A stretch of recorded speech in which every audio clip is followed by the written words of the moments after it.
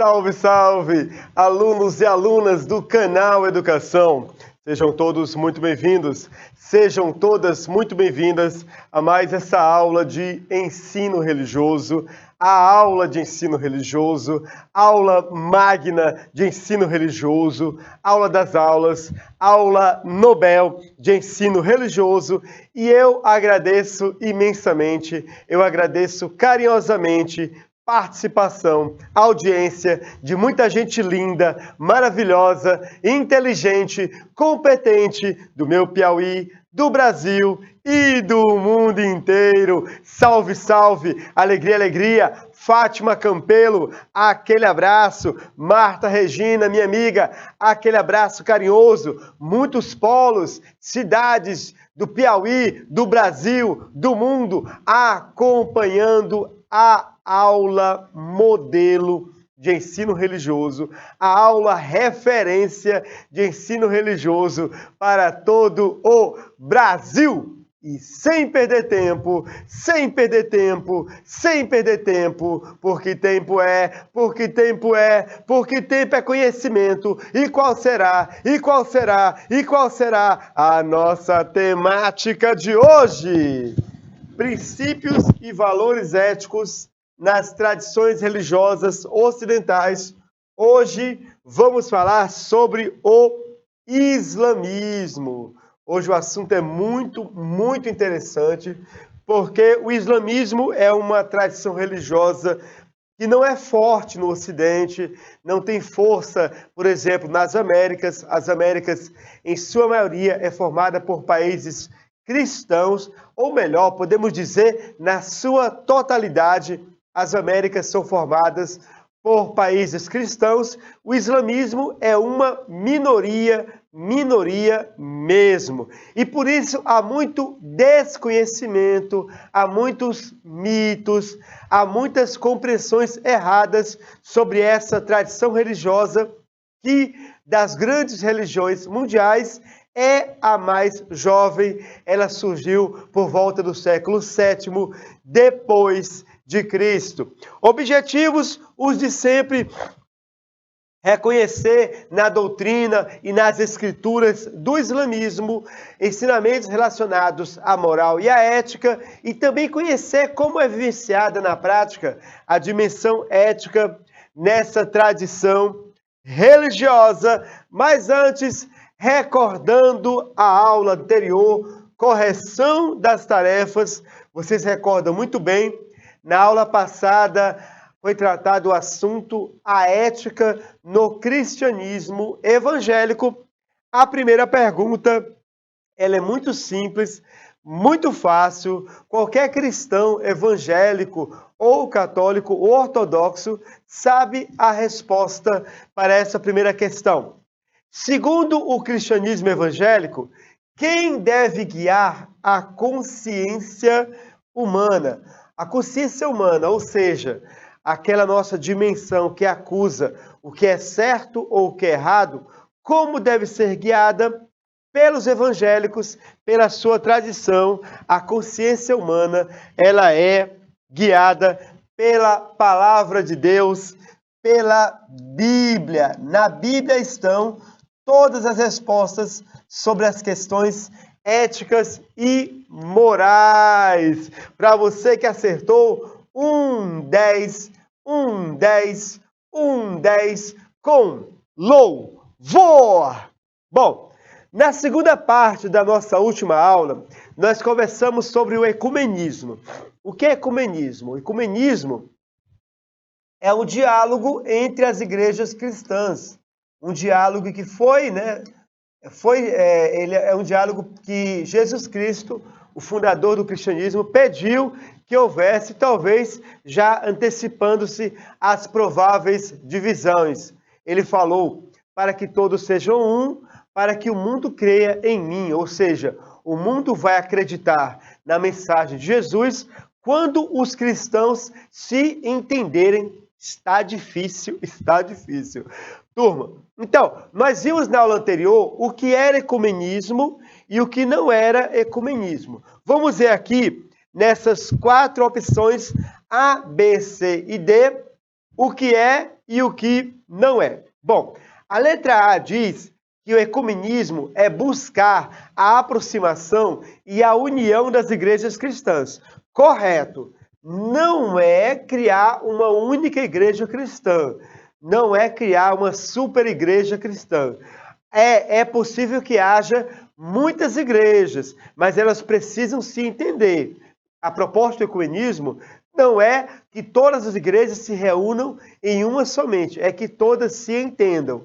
O pedido de Jesus é que os cristãos se entendam, que sejam um em essência, tá bom? Letra B. Concordar em tudo e fingir que as diferenças não existem. Será que ecumenismo significa que precisamos concordar em tudo e fingir que não existem diferenças entre as igrejas cristãs? Será? Vamos deixar a letra B esperando a reflexão da alternativa C e da alternativa D. A alternativa C diz que ecumenismo é diálogo entre as diferentes tradições da fé cristã. Então, olha só, aqui é correto. É um diálogo. O que significa a palavra diálogo? Conversa que gera um acordo. Todo diálogo tem que gerar um acordo. Se não gerar um acordo, é uma conversa somente. Está bem? Criar laços que dialoguem as diferenças. É ecumenismo. Dialogar as diferenças. Porque somos diferentes. Os países são diferentes. As culturas são diferentes. As pessoas são diferentes. Então, naturalmente, há muitas formas de vivenciar o cristianismo. A resposta correta é a letra B, porque é pedido aqui o que não é ecumenismo. E não é ecumenismo concordarmos em tudo. Nós temos pontos de vista diferentes e nós não precisamos fingir que as diferenças não existem. Elas existem sim. Não precisamos fingir que está tudo, né? Concordamos em tudo, temos o mesmo ponto de vista. Para você que acertou, aquele 10, um 10 com louvor. Maravilha, maravilha, coisa linda, coisa bela. Turma, ética no islamismo. Eu destaquei duas palavras-chave para a nossa aula. Piedade, a dimensão religiosa, e cidadania, a dimensão ética. Um bom muçulmano deve ser um bom religioso e um bom cidadão. É por isso que nos países muçulmanos, em alguns países muçulmanos, a Constituição é a Sharia, ou seja, a lei e o Alcorão, o livro sagrado do islamismo. Bom, vamos começar falando um pouco sobre as origens dessa tradição religiosa. O islamismo é a mais jovem tradição religiosa ocidental monoteísta. Ela foi fundada pelo profeta Maomé, que nasceu na cidade de Meca, na Arábia Saudita, em 570. Segundo o islamismo, Maomé recebeu do anjo Gabriel ensinamentos, daqui a pouco veremos quais serão eles, ensinamentos divinos que foram reunidos num livro chamado Alcorão. A expressão Islã significa submissão. Todo muçulmano ele deve se submeter à vontade de Deus. Nesse ponto, há uma diferença fundamental entre muçulmanos, entre judeus e entre cristãos. Por quê? Porque o judaísmo e o cristianismo pedem obediência e temor a Deus. Ou seja, há uma possibilidade da pessoa desobedecer a Deus. Ela possui livre-arbítrio. Para o islamismo, você não tem escolha, você tem que se submeter à vontade de Deus. Não pode dizer não, não pode recusar a vontade de Deus. Então, os seguidores dessa doutrina são conhecidos como muçulmanos. aqueles que se submetem a Alá, a Deus. Alá, turma, é uma palavra árabe que significa Deus. Alá não é um nome próprio, como, por exemplo, Javé no judaísmo. Alá é a palavra Deus escrita em árabe, tá bom? Bom, eu falei para vocês que íamos conversar um pouco sobre as origens do islamismo no que diz respeito ao momento da revelação. Pois bem, no ano de 610, quando Maomé possuía 40 anos, Maomé, ele gostava de se isolar com certa frequência para orar e meditar. Certa vez, ele foi até uma caverna no Monte Hira, em Meca, nos arredores de Meca, para fazer a sua oração e a sua meditação. Nesse momento, segundo a tradição do judaísmo, o anjo Gabriel, aquele mesmo anjo que anunciou a Maria que ela seria a mãe de Jesus Cristo, o anjo Gabriel apareceu diante do profeta Maomé e disse: recita. Turma, o islamismo é uma religião na qual nós recitamos a palavra de Deus. No cristianismo, nós somos acostumados a ler a palavra de Deus. No princípio, era tudo vazio. Deus disse, haja luz. E a luz se fez, e assim terminou o primeiro dia. Nós lemos as Escrituras. Os árabes, eles recitam como se fosse um poema. Quem nunca recitou um poema na sua vida? Ai, que saudades eu tenho da aurora da minha vida, da minha infância querida, que os anos não trazem mais. Assim fazem os árabes quando eles leem a palavra de Deus, eles recitam. Então o anjo disse ao profeta Maomé, recita. Maomé, ele não entendeu nada e disse, olha, não sei recitar.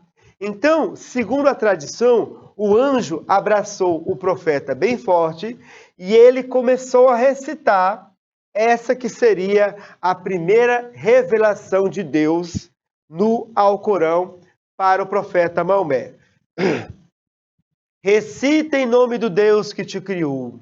Criou o homem de sangue coagulado. Recita. E o teu Senhor é o mais generoso, que ensinou com a pena. Ensinou ao homem o que não sabia. Ou seja, o árabe, ele recita como se fosse um poema. Presta atenção aqui num detalhe dessa primeira recitação, que é muito importante para compreendermos o islamismo.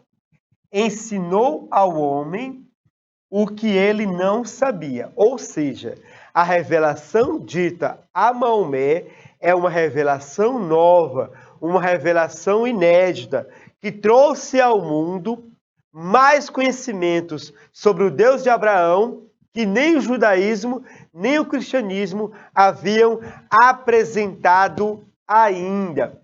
Em seguida, o anjo Gabriel deu mais algumas instruções a Maomé, e Maomé ficou completamente desesperado, porque ele não sabia se o que estava diante dele era uma verdade, era uma armação, uma enganação. Maomé voltou correndo para casa desesperado e pelo caminho o anjo Gabriel apareceu mais e mais vezes afirmando: você é o profeta de Deus para a humanidade.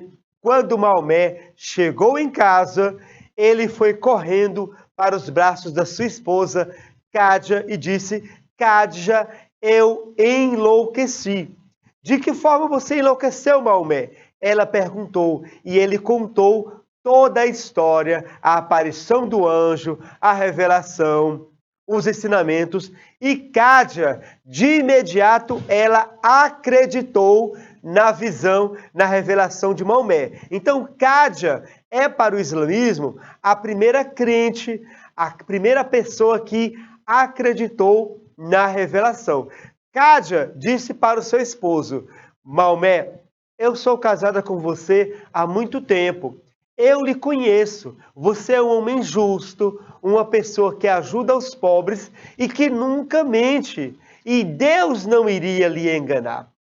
Deus não iria fazer com que você recebesse uma falsa revelação. Mas mesmo assim, eu tenho um primo que é padre, vamos conversar com ele sobre a sua revelação. Então, Cádia e Maomé foram à casa desse primo de Maomé, que era padre, e Maomé contou a sua revelação a esse primo de Cádia. Ele pediu um tempo para pesquisar na Bíblia sobre essa revelação. E quando ele concluiu sua pesquisa e seu estudo, ele disse para Maomé: Maomé, tudo que você me contou é verdadeiro. A sua revelação, ela está de acordo com as revelações que acontecem na Bíblia. Você é um profeta de Deus. E finalmente Deus vai falar em árabe, porque era uma certa decepção dos árabes, porque Deus havia falado em hebraico, Deus havia falado em aramaico, Deus havia falado em grego com o Novo Testamento, Deus havia falado em todas as línguas, mas não havia ainda falado em árabe. E com Maomé, Deus falou em árabe, tornando o árabe uma língua sagrada. Entendem por quê? Entendem por que essa afeição dos árabes ao islamismo? Precisamos estudar, ler, para compreendermos uma cultura. Maomé, então, abraçou sua missão e difundiu a revelação do islamismo por todo o mundo árabe, e assim ele foi se espalhando pelo mundo inteiro. Hoje o islamismo é a maior religião do mundo, se não considerarmos o cristianismo como uma religião única, não separada, tá bom? Por exemplo, o islamismo é maior que a Igreja Católica, o islamismo é maior que as igrejas evangélicas, o islamismo é muito maior que a Igreja Ortodoxa. Agora, se juntarmos católicos, evangélicos e ortodoxos, o cristianismo é maior que o islamismo, tá bom? Turma, é um resumo, eu recomendo que vocês leiam. Nós não temos filmes e desenhos animados com a história de Maomé, porque é proibido reproduções de Maomé, certo? No mundo secular, como história, como revista. Mas você vê muita coisa boa para ler. Leia, que vale muito a pena, tá bom? Princípio ético do islamismo: a caridade. Né? Todo cristão, todo muçulmano, além de um bom religioso, deve ser uma boa pessoa, um bom cidadão, tá certo? A caridade tem muita influência sobre o modo de ser do islamismo, porque a caridade, tal qual é praticada no islamismo, ela reduz as desigualdades sociais. Maomé foi um profeta e foi um grande estadista, um grande político, um grande governante. Eu me arrisco a dizer que Maomé conseguiu o que Jesus não conseguiu, que foi atender à necessidade do Messias político do judaísmo. Jesus, ele atendeu a necessidade do Messias espiritual do judaísmo, mas aquele político que ia libertar os judeus da opressão romana, Jesus não conseguiu e nem quis esse papel. Maomé, por sua vez, ele aceitou, né, a missão espiritual e também a missão política, unindo os povos árabes. Maomé é uma figura fantástica, uma figura muito importante do nosso mundo contemporâneo, tá bem? Turma, ética no islamismo. Bom, como toda religião monoteísta, certo? O islamismo, além de ter a ideia de um Deus único, tem a ideia de um julgamento final, um julgamento no fim do mundo. Qual é essa ideia? Bom, todo muçulmano, assim como o cristão e o judeu, acredita que haverá o fim do mundo. Nesse dia, as pessoas serão julgadas segundo as suas ações, né? Então, essa ideia de um julgamento após a morte, ela cria no muçulmano um senso moral de dever. Por quê? Porque todo muçulmano, ele vai praticar o bem, a caridade, para que seja bem avaliado, né, julgado adequadamente no fim do mundo. Todo muçulmano deve ter um temor saudável sobre o juízo de Alá, sobre o juízo de Deus. Bom, os muçulmanos acreditam que as pessoas, elas serão julgadas por Alá no dia da ressurreição, por suas crenças e ações em vidas terrenas. Semana passada, eu vi um vídeo muito interessante que, para mim, ele tinha muito mais um teor religioso do que esportivo, que foi uma torcida organizada do Egito, uma torcida que foi perseguida pela polícia e teve muitos membros dessa torcida presos, alguns até morreram em confronto com a polícia. Então, eu fiquei arrepiado com o hino da torcida, por quê? Porque os membros da organizada, enquanto eles pulavam, eles evocavam o nome de Alá e diziam para a polícia: vocês vão pagar todo o mal que fizeram para a gente no dia da ressurreição, no dia do julgamento. Eu fico arrepiado com esse vídeo, porque demonstra muito a importância que o muçulmano dá para a vida, não é para o dia a dia, para o cotidiano, certo? Eles falam falavam em um tom muito forte: vocês vão ver, podem esperar, no dia da ressurreição, vocês policiais vão ser julgados por Alá. É arrepiante ver como o muçulmano, ele traz a dimensão espiritual para o seu dia a dia. E olha, eu não queria estar na pele dos policiais, não. Porque eram 100 mil pessoas dizendo que eles iam pagar no dia da ressurreição por todo o mal que fizeram aos jovens daquela torcida organizada. Eu recomendo o vídeo. Você coloca a torcida organizada do Egito, o hino é maravilhoso, é muito bonito. É muito bonito essa junção da fé com a vida. Eu fiquei, volto a dizer, arrepiado com a força com que aqueles jovens cantavam e denunciavam a maldade da polícia daquele país. Então, ao julgar os seres humanos, Alá, ele será para os muçulmanos, ele será justo. Ele vai punir os culpados, principalmente aqueles que não se arrependerem. E, ao mesmo tempo, ele vai ser misericordioso com aqueles que se arrependerem. Após o julgamento, o prêmio é o paraíso, o castigo é o inferno, assim como é no cristianismo. Bom, com relação à ética espiritual, né, a dimensão da vivência da religiosidade, o islamismo ele contém 5 ensinamentos. Os 5 principais atos que são exigidos pelo islamismo para cada cidadão, para cada muçulmano. Então, percebam bem que nós temos aqui normas que são religiosas e normas que são éticas. Todo muçulmano tem que vivenciar esses 5 mandamentos, digamos assim, né? 5 obrigações. Primeira obrigação é o credo. Aqui está o nome em árabe, o credo. Né? Por exemplo, a Igreja Católica tem o credo. Creio em Deus Pai Todo-Poderoso, que fez o céu e a terra. Eu esqueci do credo católico. Bom, o muçulmano, ele também tem um credo, certo? O seu credo é muito curto e ele resume a fé do muçulmano. Não há outro Deus senão Alá e Maomé é seu profeta. Basta acreditar nisso. Se você acreditar que Deus é Alá e Maomé é o profeta, você cumpre a primeira obrigação. A segunda obrigação, ela também é de característica religiosa.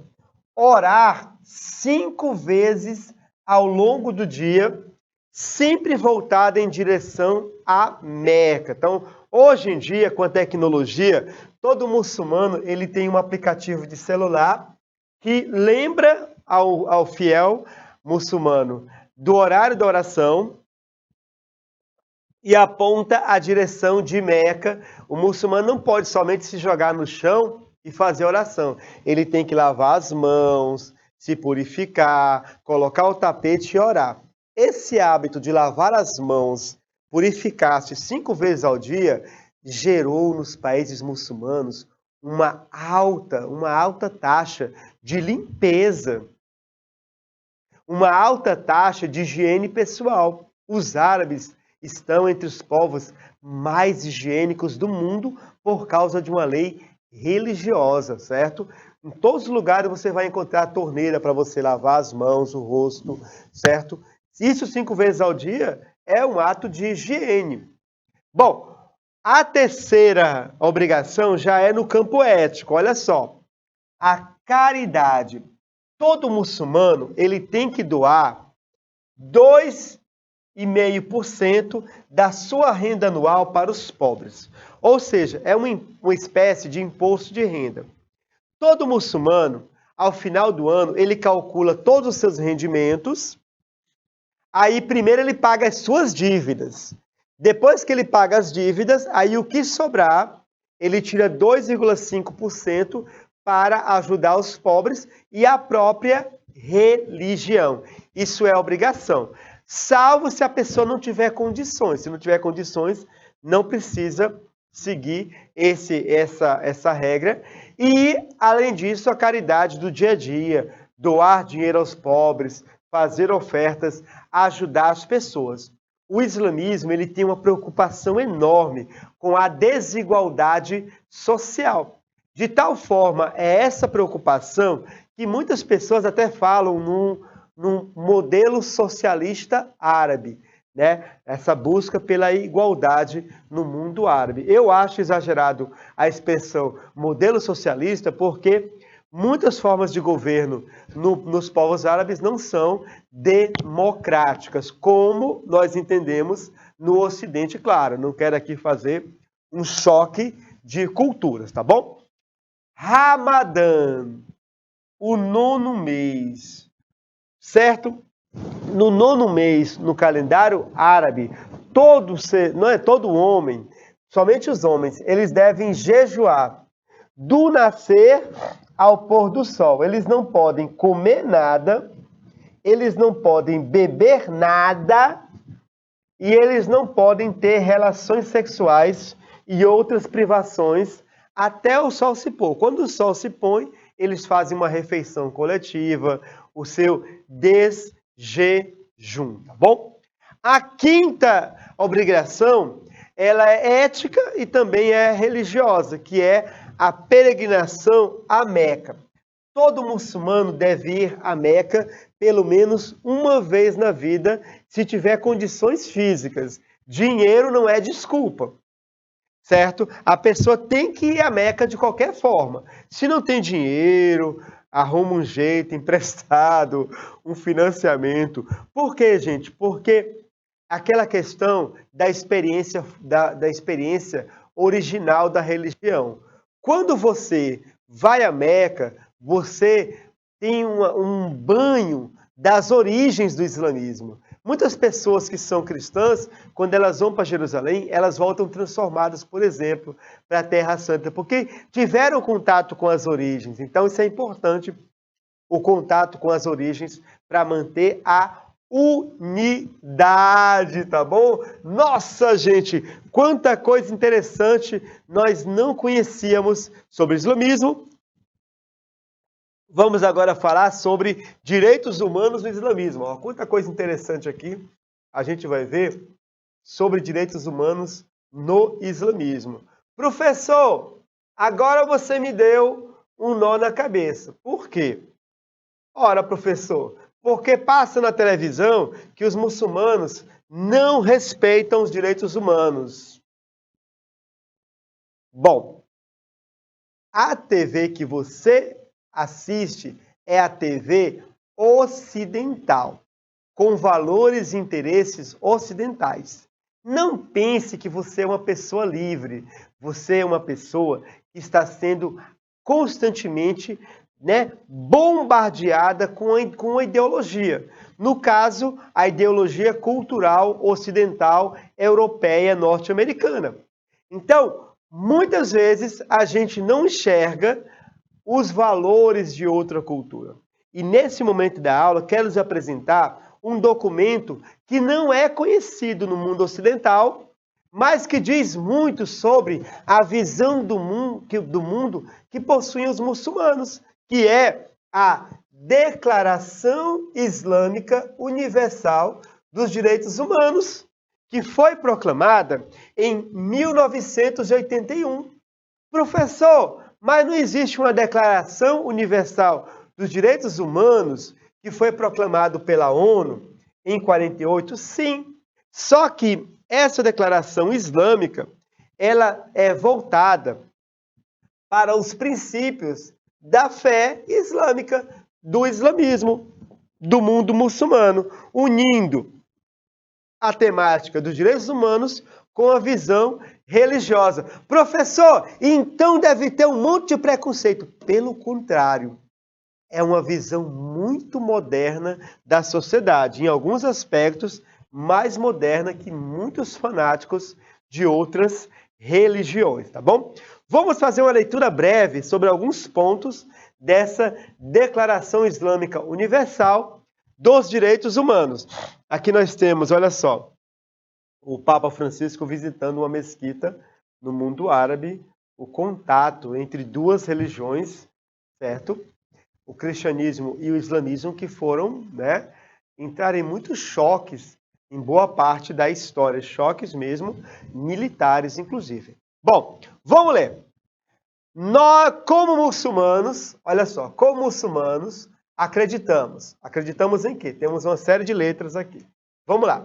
Acreditamos em Deus, o misericordioso e clemente, o Criador, o sustentador, o soberano, olha só, o único guia da humanidade, fonte de todas as leis. B. Acreditamos que o ser humano foi criado para satisfazer a vontade de Deus na Terra. Olha só, a ideia de submissão. O ser humano não tem o livre-arbítrio. Ele tem que satisfazer a vontade de Deus. Acreditamos também na sabedoria da orientação divina trazida por seus profetas. O islamismo acredita numa série de profetas, Abraão, Davi, Jesus, cuja missão atingiu o auge na mensagem divina final do profeta Maomé. Maomé é o maior dos profetas, maior inclusive do que Jesus Cristo. O islamismo não aceita a divindade de Jesus e considera o dogma da Trindade, Pai, Filho e Espírito Santo, como uma idolatria, tá bom? Em nossa obrigação, estabelecer uma ordem islâmica. Então, nós queremos estabelecer um mundo que seja dessa forma. Aí vai apresentar alguns pontos, ó. Olha só a atualidade da reflexão, onde todos os seres humanos sejam iguais. Que ninguém goze de privilégios, que ninguém tenha privilégio nenhum, ou sofra prejuízo em razão de raça, cor, sexo, origem ou língua. Seres humanos que sejam iguais, ninguém melhor do que ninguém. Onde todos os seres humanos nasçam livres. Onde a escravidão e o trabalho forçado sejam abolidos, acabados. Olha só a atualidade desse documento. Então, muitas vezes a gente faz uma medida do islamismo pelos grupos radicais, sendo que nós temos grupos radicais no cristianismo. A Igreja Católica tem um grupo radical, que eu não vou dizer o nome, que provocou uma baderna no santuário de Nossa Senhora de Aparecida no último dia 12. É um grupo radical da Igreja Católica, que tem canal no YouTube, inclusive, e estão por trás daquela bagunça, daquelas agressões ao bispo e a padres pelo Brasil afora. Então, já pensou? Os muçulmanos que viram aquela cena, eles vão dizer, os católicos são todos fundamentalistas? Não! Católicos são pessoas maravilhosas. Evangélicos são pessoas maravilhosas. Mas os grupos radicais, eles contaminam, passam a imagem negativa da religião. Assim também é o islamismo. Nós muitas vezes fazemos um julgamento pelos grupos radicais, quando deveríamos ver a massa, a totalidade, né, a maioria da população. Olha só, onde condições sejam estabelecidas, que a família seja preservada, que a família seja protegida e honrada como base da vida social. Olha só que interessante. Agora, olha o ponto 5, como é maravilhoso. Onde governantes e governados sejam submissos e iguais perante a lei, que não haja privilégio. Se a polícia chega na sede de uma torcida organizada e a torcida organizada recebe com tiros de revólver e granadas, a polícia entrava atirando, batendo em jovens de torcida organizada, chamando de bandidos, de criminosos, terroristas. Se entra na porta, se bate na porta de uma torcida organizada do Brasil, a polícia, e é recebida com tiros e granadas, a polícia entrava atirando. Mas se chega na casa de um cidadão de bem, cristão, né? Aí ela chega, recebe tiro e fala, vamos dialogar. Todos devem ser iguais perante a lei, mas uns são mais iguais que os outros, uns têm mais privilégios. Eu fico imaginando a cena, por exemplo, na sede da Gaviões da Fiel, se a polícia chegasse e fosse recebida com tiros e granadas, qual seria a reação da polícia? Se iria dialogar, se iria chamar um padre? Não, ia chegar atirando. Mas com outras pessoas, chega pedindo licença. Vamos lá. Onde a obediência seja prestada somente àqueles mandamentos que estejam de acordo com a lei. Tá bom? Continuando. Vamos lá. Ah, que interessante essa foto. Ó. Sahar Al-Amiri, ministra das tecnologias avançadas dos Emirados Árabes, uma mulher ministra, responsável pelo programa espacial dos Emirados Árabes. Então, ó, conhecendo um pouco sobre o mundo muçulmano. Olha só, onde todo o poder do mundo seja considerado como uma obrigação sagrada a ser exercido dentro dos limites da lei. Ponto 8. Onde todos os recursos econômicos sejam tratados como bênçãos divinas,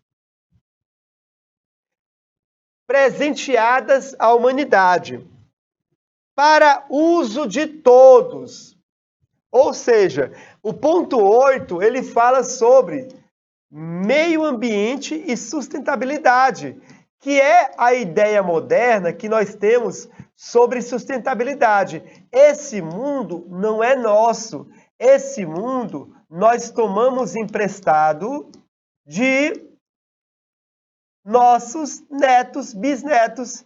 Temos que deixar ele preservado para as gerações futuras. Onde, olha só, todas as questões públicas sejam determinadas e conduzidas, e a autoridade para administrá-las seja exercida após consulta entre os fiéis qualificados para contribuir na decisão, a qual deverá estar em conformidade com a lei e com o bem público. Olha só, esse ponto 9, ele fala de um modo muito seguro sobre a relação entre o mundo religioso e o mundo secular, entre religião e política. Deixa bem claro que a política, deve ser exercida por pessoas que sejam qualificadas, que tenham autoridade, mas que falem pelo povo e não falem apenas por si próprias. E que essas pessoas devem, nas suas decisões, serem guiadas também pelos preceitos do Alcorão, tá bom? Vamos lá! Continuando, mais alguns pontos. Ponto 11, ó.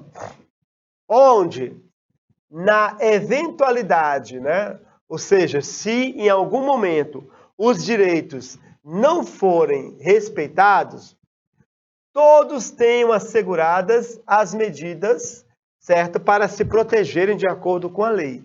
Ou seja, a lei deve proteger os direitos humanos, onde ninguém seja privado dos seus direitos assegurados pela lei, exceto se a pessoa, né, cometer alguma ação que não esteja de acordo com a lei.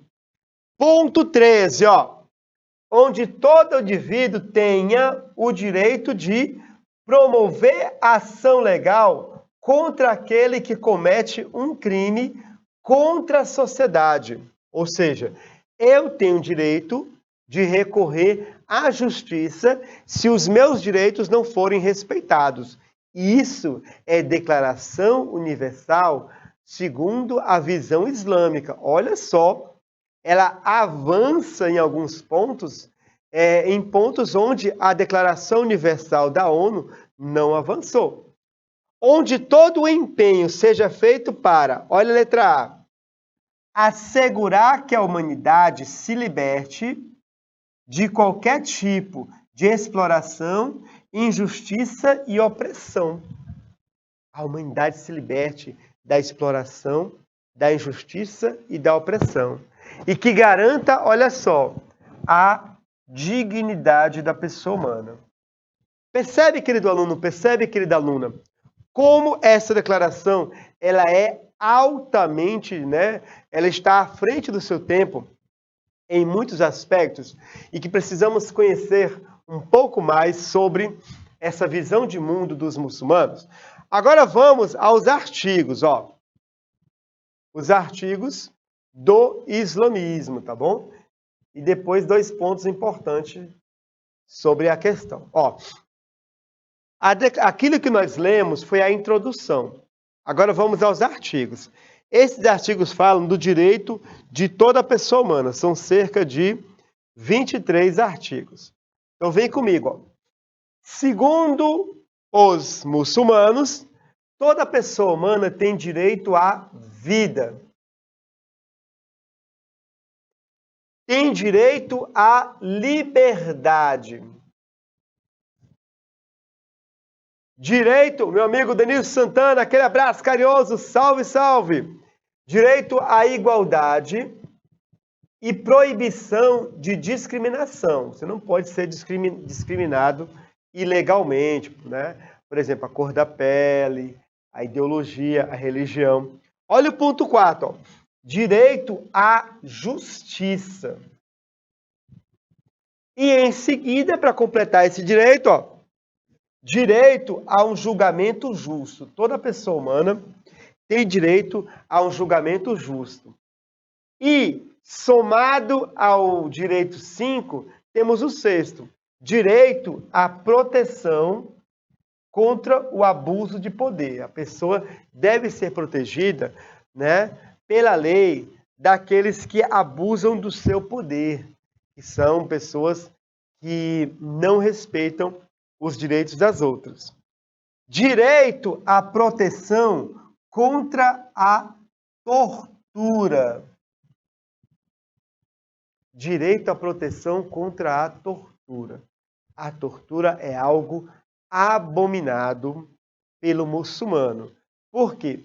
Porque o muçulmano, ele enxerga no ser humano, assim como o cristianismo e o judaísmo, a imagem e semelhança de Deus. O ser humano tem a sua dignidade, não é? E ele deve ser preservado de alguns atos que firam a sua imagem e semelhança de Deus, tá bom?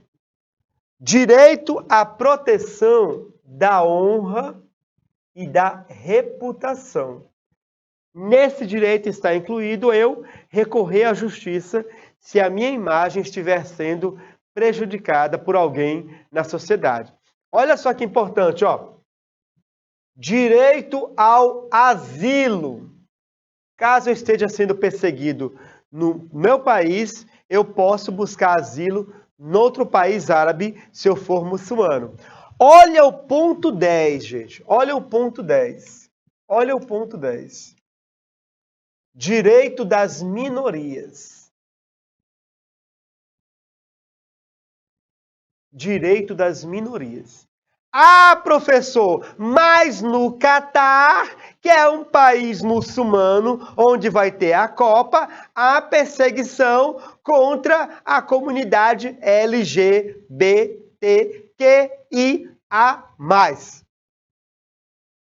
E o Brasil? Será que não persegue?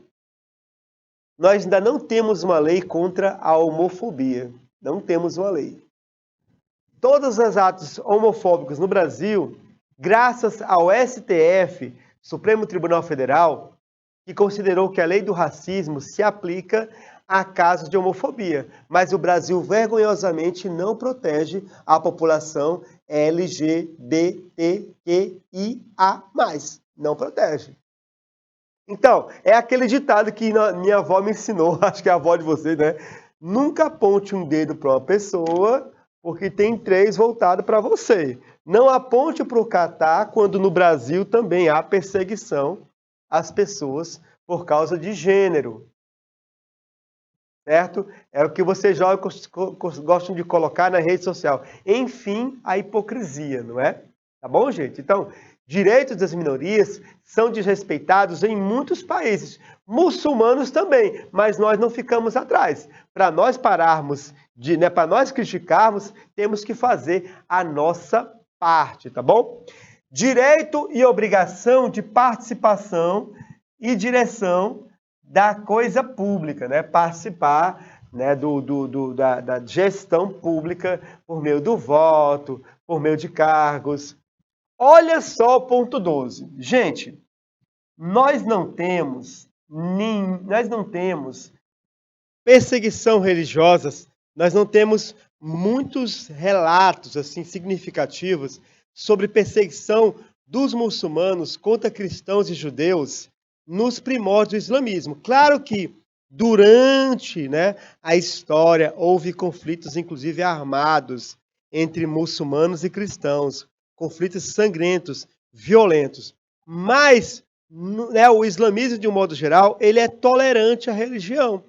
Mais uma vez, existem os radicais. Ah, professor, mas em tal país os muçulmanos agridem cristãos. Os muçulmanos radicais agridem cristãos. Assim como, por exemplo, no Brasil, os cristãos radicais, né, entram em terreiros afro-brasileiros, quebram imagens, incendeiam, picham e depredam, tá bom? Certo? Então, precisamos ter primeiro uma vida reta para criticarmos os outros, tá certo? Mas, de um modo geral, o islamismo, ele é tolerante à religião, ao pensamento. Ele dá direito à pessoa de usufruir da liberdade religiosa, certo? O islamismo dá esse direito, essa liberdade. Também direito à livre associação, ordem econômica, olha só quantos aspectos interessantes. Direito à proteção da propriedade, condição e dignidade dos trabalhadores, olha só, o trabalhador ser bem tratado. Direito à seguridade social, por exemplo, a aposentadoria. Direito de constituir uma família. Olha o ponto 20 aqui, ó. Direitos das mulheres casadas. direito à educação, direito à privacidade, direito à liberdade de movimento e moradia. Bom, desses artigos, eu escolhi 2 para falarmos um pouco mais, nesses 8 minutos que restam. O artigo 12, ele fala no direito da liberdade de crença, pensamento e expressão. Olha só o que o islamismo entende por liberdade de crença, pensamento e expressão. Toda pessoa tem direito de expressar seus pensamentos, expressar seus pensamentos, liberdade de expressão, e também suas crenças, desde que permaneça dentro dos limites estabelecidos pela lei. Aluno, aluna, não se deixe contaminar pelo clima político no Brasil.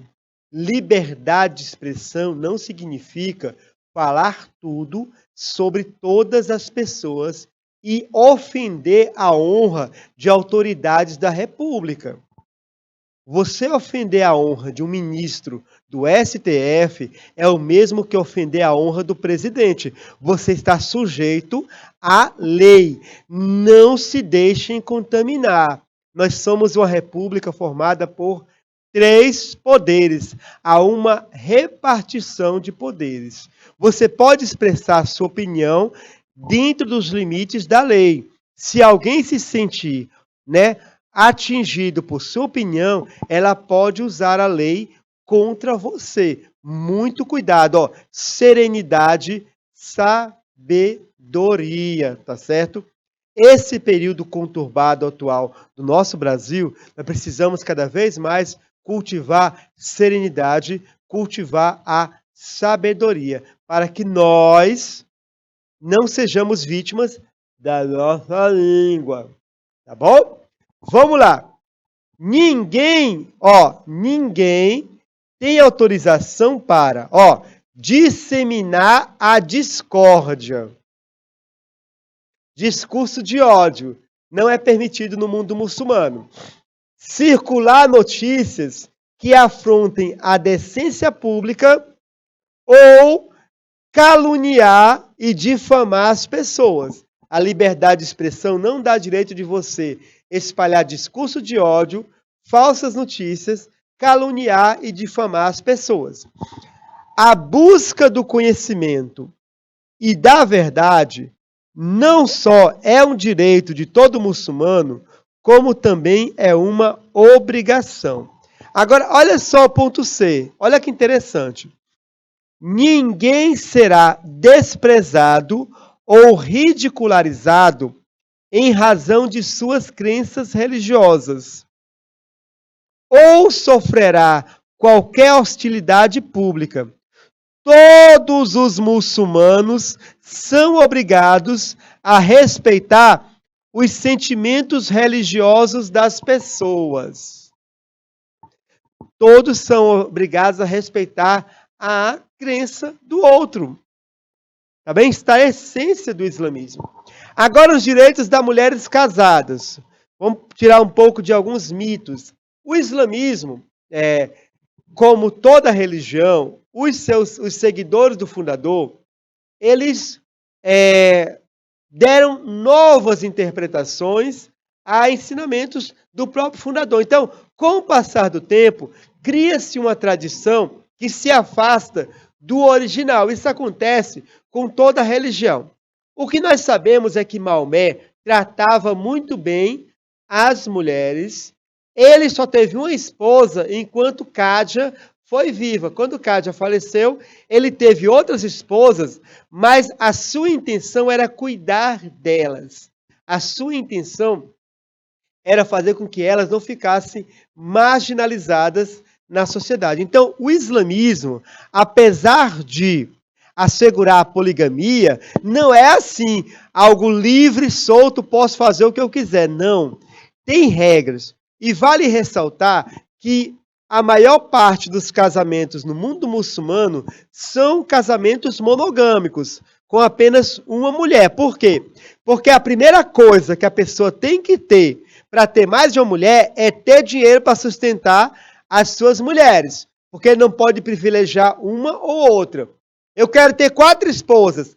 Tem dinheiro para sustentar as 4 igualmente? Se tiver, tudo bem. Se não tiver, esquece, tenha só uma. Tá? Então, ó, toda mulher ela tem direito de morar na casa onde seu marido mora.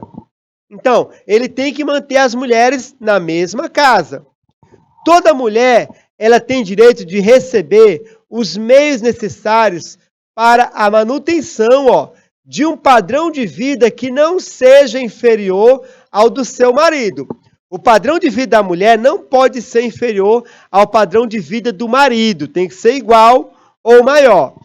Em caso de divórcio, enquanto espera, né, os documentos do divórcio, a mulher ela tem direito a uma pensão, certo? Para si e para os filhos que amamenta. E essa pensão, ela, além dela, ela também tem direito aos ganhos ou propriedades que possua. Letra C. A mulher tem direito, a casada, de procurar e obter a dissolução do casamento na conformidade com a lei. Esse direito é cumulativo, com o direito de buscar o divórcio através da justiça. E a mulher, ela tem direito de herdar de seu marido, pais e filhos e outros parentes, direito à herança. Então, o mundo muçulmano trata, na sua essência, as mulheres com muita dignidade, está bem? Claro que você vai ver anomalias, como existem em diversas culturas, tá certo? Bom, chegamos ao fim da nossa aula sobre o islamismo, a ética. Aqui a nossa revisão. O islamismo é uma religião monoteísta fundada pelo profeta Maomé. O islamismo tem como pilares, obrigações religiosas, 5: o credo, a oração, a caridade, o jejum e a peregrinação a Meca. O princípio ético do islamismo, é a caridade. Nessa aula também nós aprendemos sobre a Declaração Islâmica Universal dos Direitos Humanos, alguns artigos. O que é essa declaração? É uma adaptação da Declaração Universal dos Direitos Humanos da ONU, que foi promulgada após a Segunda Guerra Mundial, uma adaptação dessa declaração ao mundo islâmico, aos princípios da fé islâmica.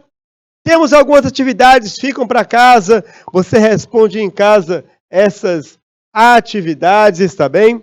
Em nossa próxima aula, vamos aprender um pouco sobre os princípios e valores éticos do espiritismo kardecista, já adiantando que o princípio ético é o mesmo do islamismo, a caridade. Aquele abraço carinhoso. Salve, salve! E